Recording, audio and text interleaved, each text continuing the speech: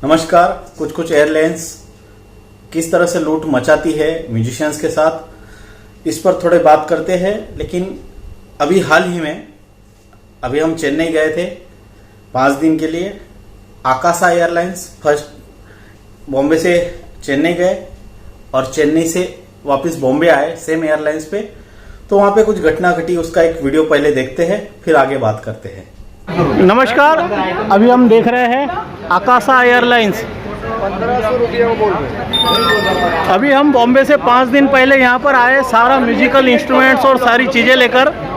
एक अलग से कोई चार्जेस नहीं लगता और आज तक ज़िंदगी में जितनी बार फ्लाइट्स में गए कहीं म्यूजिकल इंस्ट्रूमेंट को कैरी करके फ्लाइट में चढ़ाने के चार्जेस नहीं लगे हैं।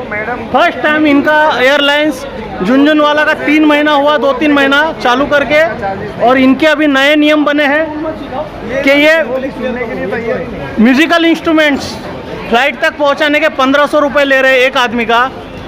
अभी ये इनका गाइडलाइंस अभी इन्होंने नया बनाया है, एयरलाइंस नया बनाया है।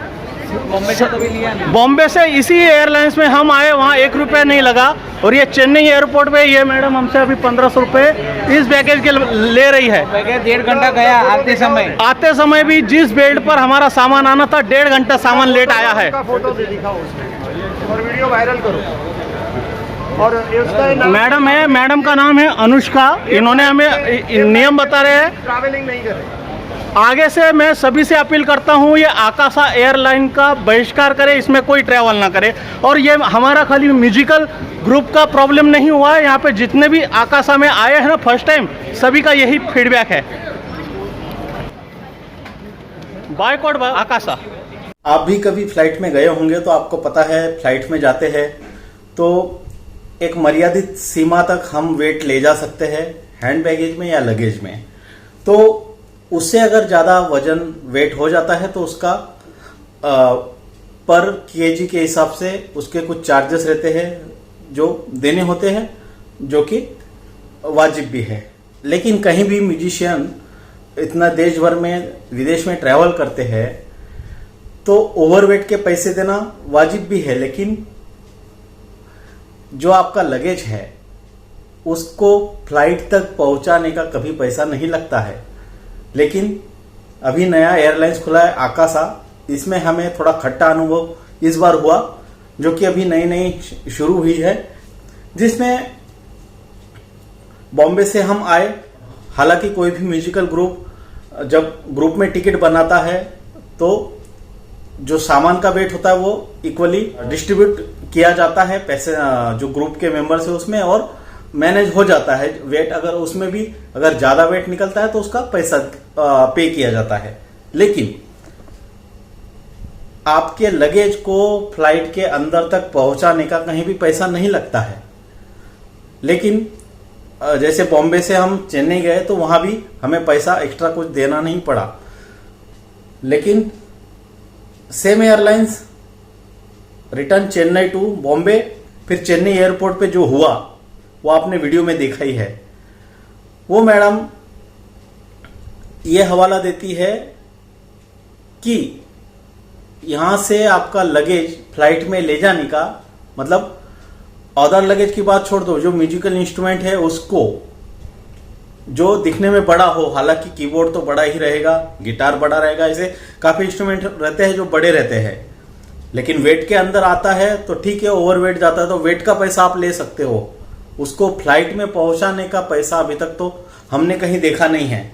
लेकिन आकाशा एयरलाइंस चेन्नई एयरपोर्ट वाले हमें उस एक कीबोर्ड, एक म्यूजिकल इंस्ट्रूमेंट को फ्लाइट तक पहुंचाने का 1500 रुपये चार्ज कर रही थी, जिस पर हमारी बहसबाजी हुई।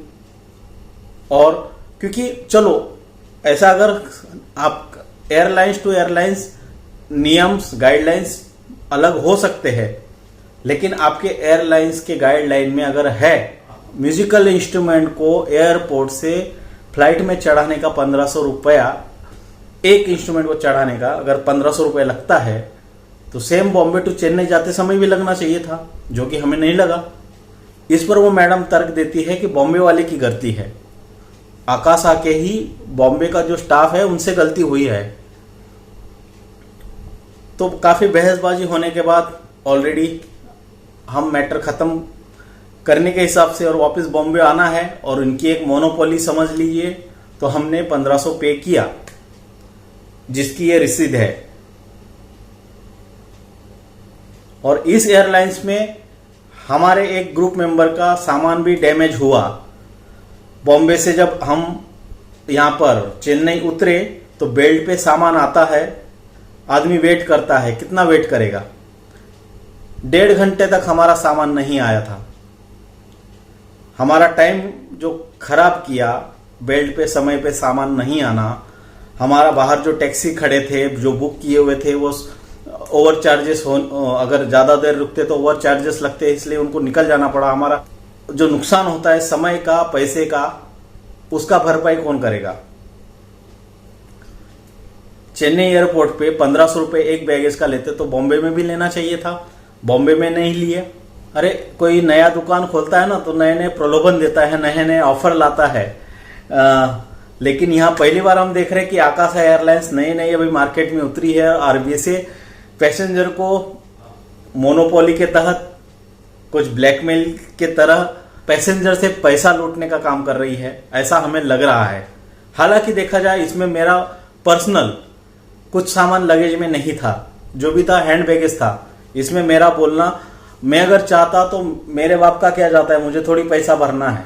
ग्रुप में अगर किसी को पैसा भरना पड़ रहा तो वो उसका देखेगा, इस तरह से मैं अपना मैनर्स, अपना बिहेवियर रख सकता था। लेकिन म्यूजिशियन ग्रुप में होता है तो एक दूसरे की संवेदना हम समझते हैं, जानते हैं, इसलिए एक के साथ अगर अन्याय होता है तो इसलिए हम भी, मेरा उसमें कुछ नुकसान नहीं हुआ है, मेरा उसमें कुछ घाटा नहीं हुआ है, फिर भी हम सब मिलकर एक गलत चीज सामने दिख रही है तो उसका विरोध कर रहे थे। हालांकि चलो फर्स्ट टाइम एयरलाइन से गलती हो सकती है, लेकिन एक एटीट्यूड होता है बिहेवियर का जो हमें नहीं दिखा वहां पर। हम भी चाहते हैं इंडिया की कंपनी है, आगे बढ़े, अच्छा प्रोग्रेस करे, लोगों को अच्छी सुविधाएं दे, लेकिन सुविधा के नाम पे अगर लूट मचाना ही आपका उद्देश्य बन गया तो जितने कम समय में कंपनी अभी बाहर आई है उतनी कम समय में बंद भी हो सकती है। अगर सारे म्यूजिशियंस के साथ इस तरह से, मैं अपील करूंगा जितने भी म्यूजिशियंस है, अगर इस तरह से कोई ब्लैकमेल करे, चलो आप बॉम्बे से तो आ गए लेकिन वापस जाने के लिए आप या तो फिर हमारी फ्लाइट में जाना है तो इस तरह से 1500 रुपए भरिए, नहीं तो आपकी मर्जी। तो ये सोचने का विषय है। और चलो हमारे साथ, हमें लगा ये गलत हो रहा है तो हमने वहां पर आवाज उठाई और इसका विरोध किया। लेकिन हमने वहां ये भी देखा कि हमारे पीछे और भी लोग थे, एक बुजुर्ग इंसान भी थे, वो भी यही कह रहे थे कि पहली बार इस फ्लाइट में बैठा हूं, आगे से हाथ जोड़ लिए, इस फ्लाइट में कभी नहीं बैठूंगा। हम नहीं चाहते किसी भारतीय कंपनी को हम बहिष्कार करें या उसका विरोध करें, लेकिन कहीं डिपार्टमेंट में गलती है तो उसे सुधारा जाए, या तो फिर पैसेंजर्स, आपके कस्टमर्स अगर नाराज होते हैं तो इसमें घाटा कंपनी को ही होगा। और मजे की बात यह है, जिस 1500 चार्ज कर रही थी वो मैडम, कह रही थी बॉम्बे वाले की गलती है, उन्होंने नहीं लिया, हम बराबर है।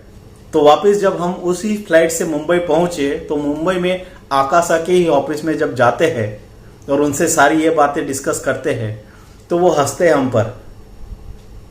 पर क्या, उन चेन्नई वाले स्टाफ पर हंसते हैं, कहते हैं वो वेरी रेडिकुलस, उन्होंने चार्ज कैसे किया आपसे, ये तो बहुत गलत किया, इसका आप कंप्लेंट कीजिए, फॉर्म भरिए और ईमेल आईडी लीजिए, इस पर ईमेल कीजिए। मुंबई का स्टाफ इस तरह से कहता है।